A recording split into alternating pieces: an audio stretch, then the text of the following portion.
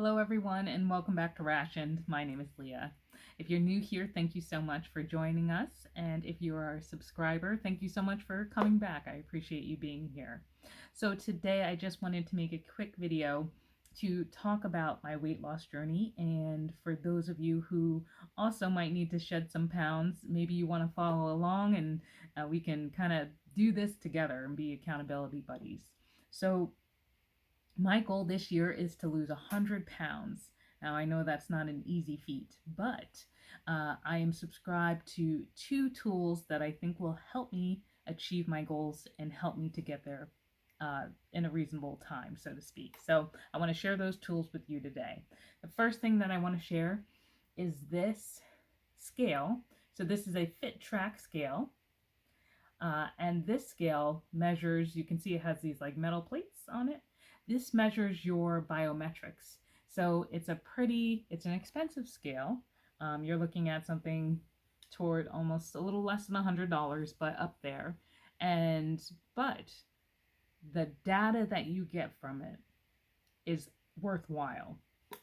So this scale gives you 17, I believe it's 17 markers to look at. So including things like your body weight, your your body water percent, measures your protein percentage, measures your BMI, your BMR, your body age. So tons of different indicators that it measures and picks up when you step on this scale, which is amazing. And what I'll do is I will do my best to put up a picture of the numbers that it shows you so I can share my starting numbers with you.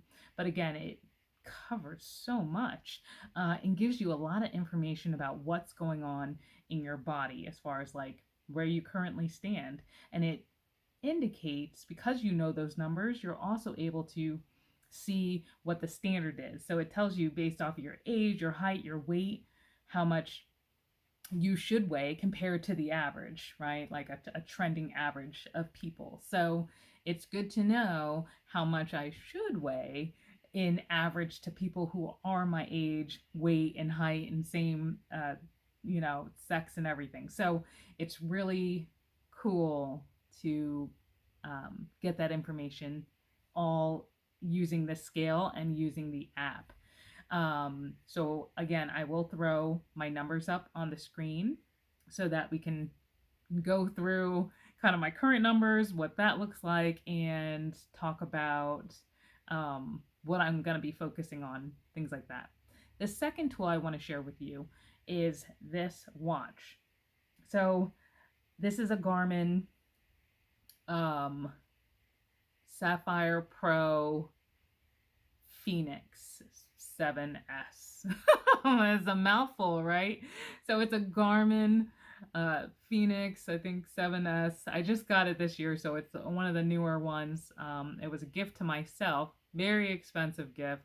Would probably, only do it if you really, really are serious and want to like have something that will help you to achieve your goals. But there are tons of other tools that are more affordable that can also help you achieve your goals. So I just want to put that out there because these watches are not cheap. But it is a Garmin, and so it like helps you navigate. If you're walking out, you get maps downloaded, things like that. Track your pace. There's so much functionality. I got the one that has a solar charger, which is awesome because I'm outside, so I can also charge my watch while I'm gardening and doing things, and so it tracks your activities, steps. I can walk you through some of the interface. This thing gives you the weather, when the sun's gonna set, your health indicators, training statuses, things like that, your calendar, obviously anything from your phone, notifications, stuff like that. But it also, what I really like is that it tells me things like my stress level, right? So the app really that's linked to it tells you your stress, tells you tracks your sleep, how are you resting, measures your steps. You can put in your hydration, your menstrual cycle. It'll track. So it has all these tracking um, capabilities. It's just really pretty amazing watch, and I'm sure I'm never going to use all of its features. I hope to, because it was expensive and I need to. It has a compass in there and everything. It's pretty phenomenal what these watches can do. So either way, my big focus is on looking at my stress and my sleep. Um, and obviously also tracking my steps for the day, reaching step goals, keeping up with my hydration and my menstrual cycle. I do like that it all falls in tandem. The thing I'm really measuring currently is my stress, which is my drain, to sleep pattern. So when if I don't get enough rest and I experience high levels of stress, I'm drained more. And it's funny because, yes, that makes sense logically, right? It's just, yeah, less sleep, more stress, you're going to be tired. But actually putting numbers to it and seeing it day over day, I'm becoming aware of patterns. And things that are triggering that stress. So it breaks down that stress and shows you exactly when during the day you are stressed.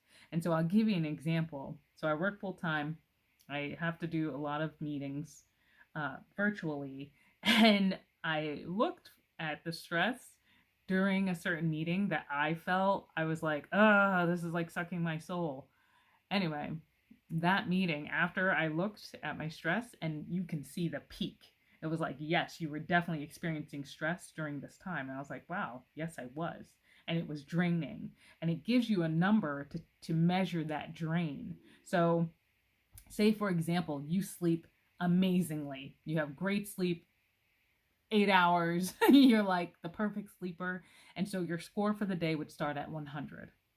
Say then you work, maybe you do a little bit of exercise. Exercise is stress, but it's good stress because it's going to help you in the long run. But so maybe exercise -5, right? Then you go ahead and you start working. Maybe work is stressful and you have a few meetings. Well, that could be a -20 stress, right? -20. So it'll take away from that, your beginning number. And so it measures your stress throughout the day and is calculating your drain on these activities. So it's pretty amazing to see because I'm not a perfect sleeper. I am very restless at night because, again, I'm stressed, and so that impacts my sleep. And so when I'm stressed and it's impacting my sleep, I wake up, and there's been days where I wake up and my starting point is 17 out of 100. And so imagine the drain from starting just at 17. It's like no matter what I do, I'm going to be exhausted. And that's just the beginning of the day. So this has been really telling for me and has been really interesting. I like to know these numbers. I love looking at this because it helps me to identify the big stresses in my life, what I need to say, part ways with. I know I can't part ways with work, but I need to figure out how to cope with my stress better. And so I can identify, oh, when this happens, I know I experience stress. So to combat that, I know if I have 2 meetings on a certain day, maybe I need an earlier bedtime. Maybe I need to figure out how to get 8 hours of sleep, of restful sleep, right? So there's all these, knowing these numbers between the scale and this watch is really eye-opening and is creating trends and helping me to just identify the changes that I need to make in order to be at rest, at peace, and in order to lose weight, because I'm an emotional eater. So now I can identify, wow, I was experiencing a spike in stress, which leads me to want to eat bad things. But now that I'm aware of when I'm experiencing this stress, if I need to go into certain meetings, I could prepare in advance. I could say, okay, Leah, you're about to enter this meeting and you experience stress when you're in meetings. So, don't bring any snacks into the office, have a cup of tea. What can I do to prevent my emotional eating. So really this year, my focus is around body hacking myself, learning about myself in order to make the right changes and put the right habits in place that are going to help me. So far, so good. With that, I am also starting to do alternate day fasting. So, I didn't start, well, yes, I started on Monday. So, today is Thursday. I started on Monday, but Monday was my eat day. So, alternate day fasting, you're eating every other day. I'm keeping it really simple. I'm not putting any times to it, like stop eating at 7. I'm not doing any of that. That's too much. I'm not thinking. I don't want to think because that's stressful. And when I'm stressed, I do something else. So, keeping it simple. Alternate day fasting means I eat every other day. On my fast days, I am allowing myself still to have coffee, to have up to 2 cups of coffee with a little bit of milk and my some of my maple syrup as my sweetener. I only use 2 teaspoons in a cup, and maple syrup does not spike my blood sugar, which is good. It is calories, I get it. It's not like a true hard fast, but you know what? If it means I make it through the day, then that's a win for me. So I'm taking it for what it is. Maybe I'll get better. I've done water only fast in the past, but you know, I'm going to be gentle with myself because there's some adjustments here. And if I find that it's ineffective because I'm consuming some calories during that fasting day, then I'll adjust accordingly. So either way, for now, on my fast days, I'm allowing myself 2 cups of coffee and then herbal tea for the rest of the day. So no honey or anything in them, just plain tea. And then, of course, regular water. And I will have kefir water as long as I didn't add juice. So if the kefir water is just plain, then I will have that. But I won't add any juice to it. So those are kind of like my liquids for my fasting day. And then again, on my eat days, I eat whatever. I don't care. I'm not calculating. I'm not looking at it. I'm going to try to obviously be healthy. I don't keep crazy snacks in the house because that's just not good for me. So it'll be like nuts and trail mix and pretty much along those lines, fruit, so it's really nothing crazy. And I'm going to enjoy it because that's my day to eat. So far it's been going really well. What I will do is I will share with you my starting point from Monday, although I didn't get my scale till Tuesday. So you'll see my numbers from Tuesday, but know that I started on Monday with an eat day, which is like no impact. So Tuesday's numbers are like more real anyway. So I'm going to weigh in once a week. So I'm going to weigh in every day on this scale. I'm going to track it for myself. But what I share with you will just be 1 week intervals. So I'll weigh myself every week and share the differences, the numbers with you from there. And I'll share it and I'll try to post it up somewhere on the screen here so that you can actually see all of my numbers and we can take a look together and see how my numbers are trending. If they're getting better, if they're getting worse, what's happening, and I can share my experience along the way. There's some emotions I'm feeling or what have you. So I'm going to weigh every day and I will note any crazy trends, any trends that I'm seeing.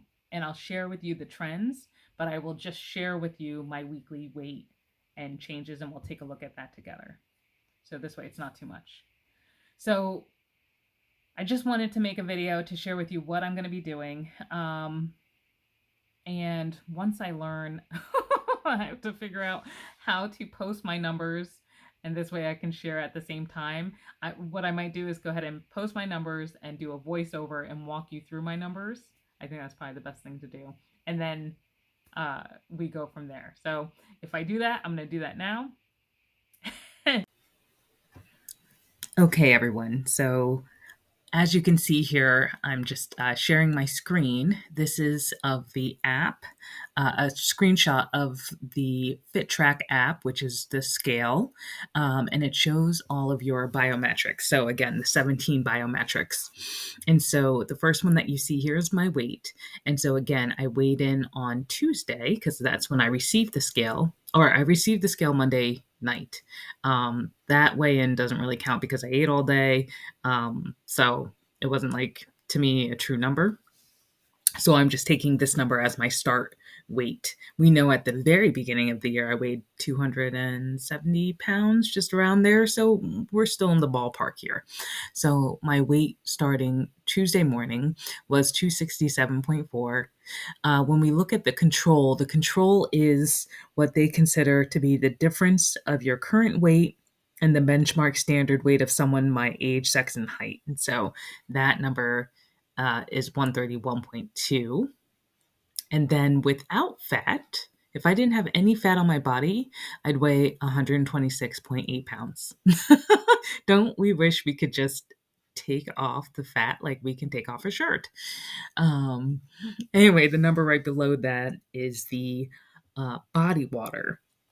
So here my body water is at 32.3. And so this is an indicator to me that, our bodies are made of fluid. And so this is really trying to understand the hydration level. And so I am very dehydrated in this case. So to be in the green, so to speak, I'd have to at least have a 45% body water. So that's something that I am going to strive to focus on is hydration.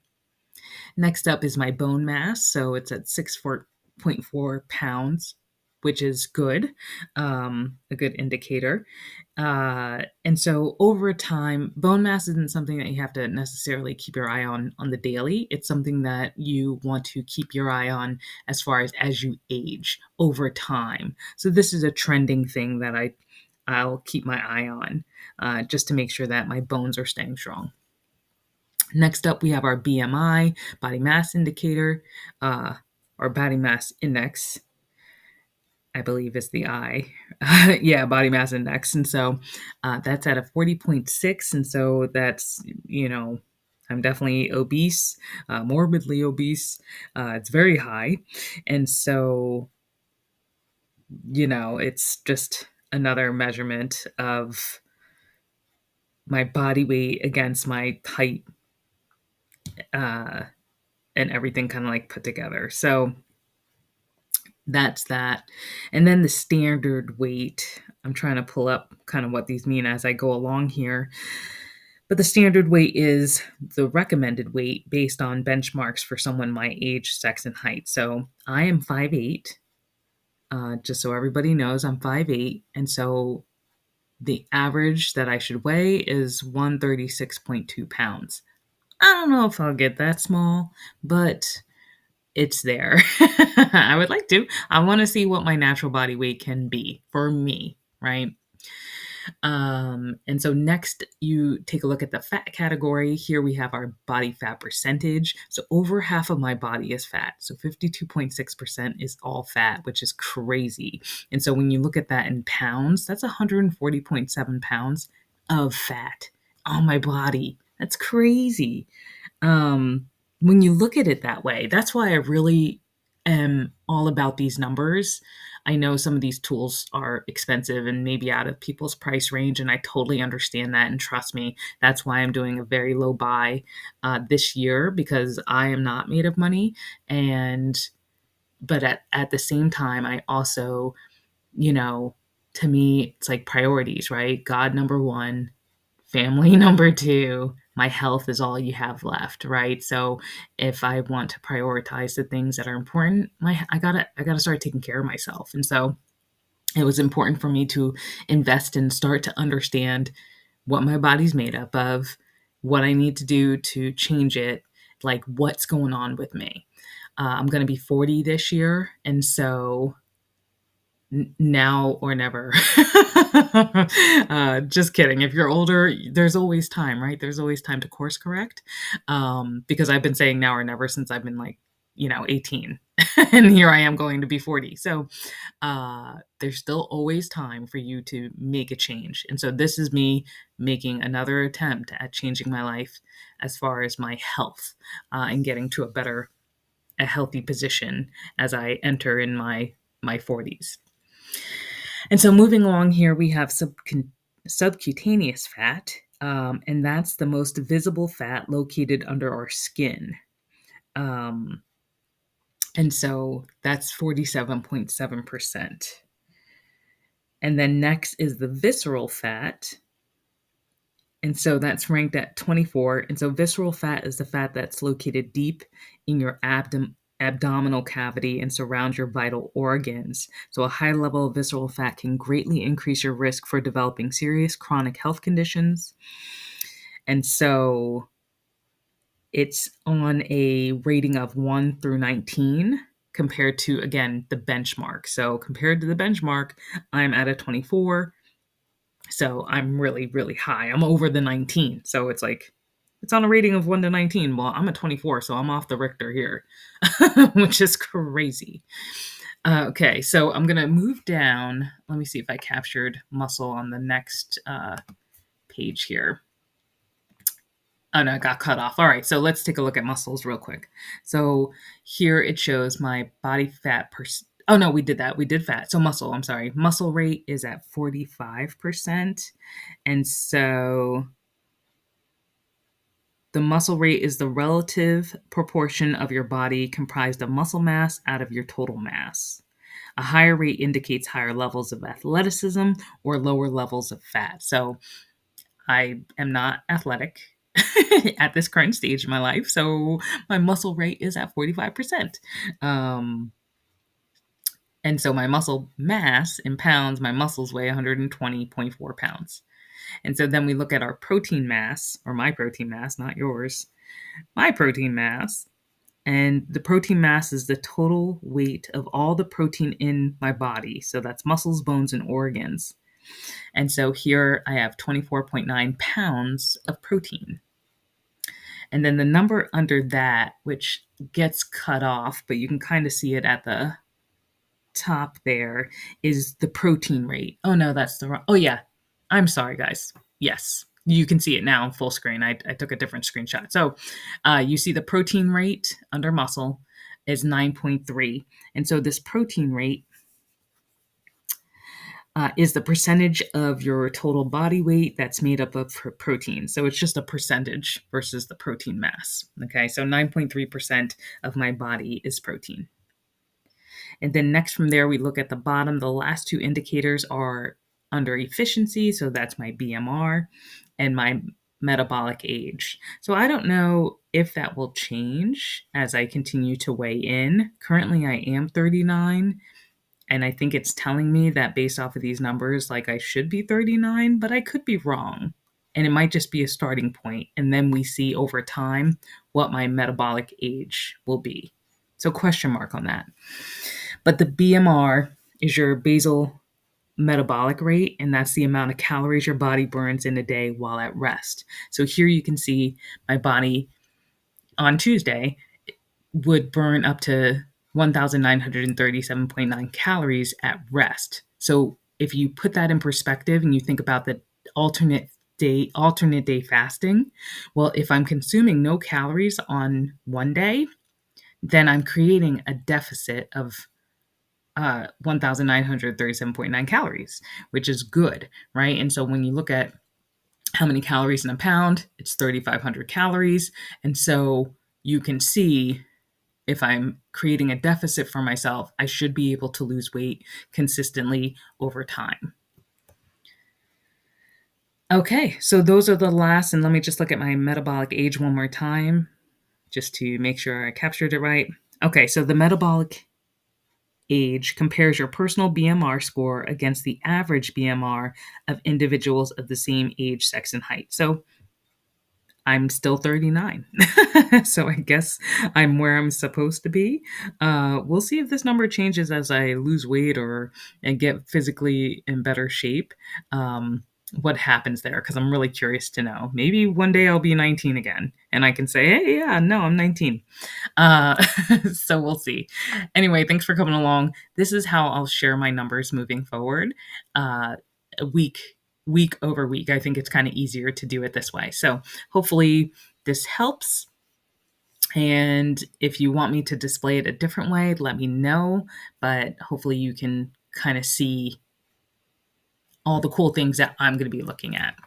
All right, so that was the big overview. I promise the weekly overview won't be so intense. And if not, I will see you guys later. But in closing, I hope that you join me. And if you have any weight to lose, it could be 1 pound, it could be 5 pounds, it could be 100 pounds, just like me. Come on, let's do it together. It's fun when you have a community. It's fun when we can work together. We can go through trials. Hey, does this happen to you? Hey, are you feeling like this? Or hey, I really want to binge. Like, can someone talk me off the cliff? Like, let's work together to achieve our goals. I think it's more fun and interactive, and to let you know that you're not alone. Like, I'm not alone in needing to lose 100 pounds this year. I know it. So, let's do it together and encourage each other and motivate each other and keep each other on, eye on the prize. We're going to have ups and downs, right? We're human, but I think if we have the data and we know what we can, and we're strategic, I think doing alternate day fasting is like wonderful. Fasting is just good for you. It's biblical. It like all goes hand in hand. The Lord asks us to fast and pray. So I think if we, or for myself especially, if I align myself with things I believe in and things I can do, and knowing that I've already done a fasting day. So this is Thursday, so I ate on Monday. Tuesday I fasted. Wednesday I ate, and today I'm fasting. And I feel fine. Believe it or not, like, I'm not hungry. If I experience like a little bit of hunger, I have some tea. And that's been great. And I still haven't had my second cup of coffee. It's 4:30. I'm not sure if I should have a second cup because, again, I don't want it to impact my sleep and then my stress and that whole cycle. So we'll see exactly what I'll do. I might, because I just enjoy coffee. I'm a sucker for coffee. But either way, let's do all of this together. Let's have fun together and meet our mark. So I'm still, for those of you following from the pantry challenge, I'm still doing the pantry challenge. I will make a separate video maybe right after this to kind of give you a recap. It's just I've been so busy, so I'm going to do my best to keep up with YouTube because this is fun versus working. Not always fun. So anyway, thank you so much for being here and joining me. I truly do appreciate you, and I will see you next time. Take care, everyone. Bye-bye.